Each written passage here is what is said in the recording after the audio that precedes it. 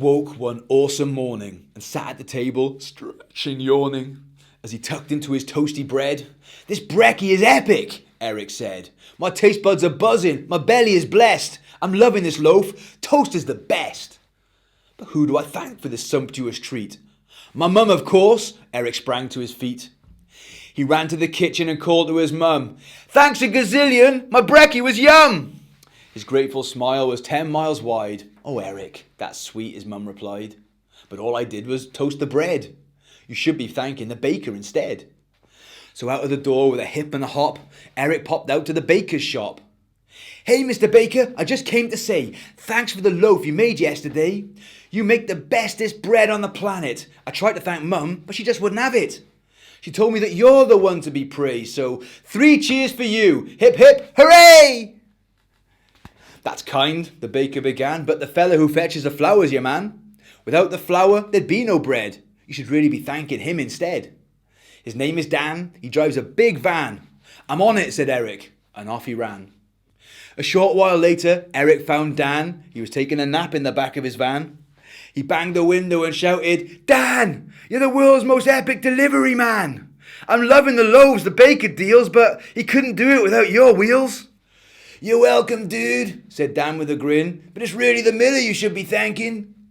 She grinds the grain that makes the flour to bake the bread that you devour." Quick as a flash, Eric dashed up the hill to thank the lady who worked at the mill. He knew he'd find her by the grinder, and when he did, he sat beside her. "Thank you, Mrs. Miller," he chimed. "Your flour is epic, one of a kind." "Oh, dearie, it's my pleasure, of course, but it's not me who deserves your applause. Without the wheat, there'd be no grinding. You should thank Farmer Pete, if you can find him." So Eric legged it down to the farm. He looked in the fields and checked in the barn. Finally, he found him working hard, fixing his tractor across the yard.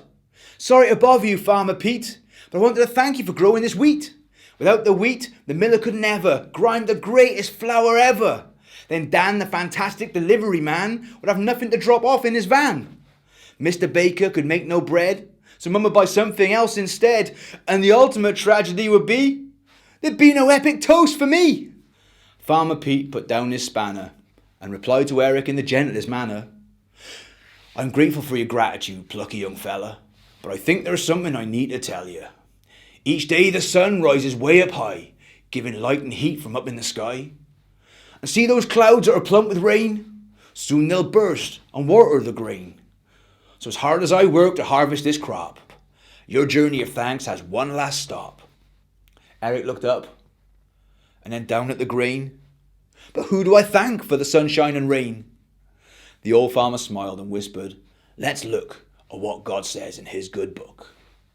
And pulling a Bible from his dungarees, he thumbed a few pages, then started to read. "Love the Lord, serve him heart and soul, for he sends the rain that makes grain grow." The little lad beamed as the farmer read it. "I get it," yelled Eric. "Let's give God the credit." So Eric paused and he closed his eyes. "God, thanks for my epic adventure today and all of the people I met on the way. They all played their part in giving me toast. I thank them all, but I thank you the most. Amen."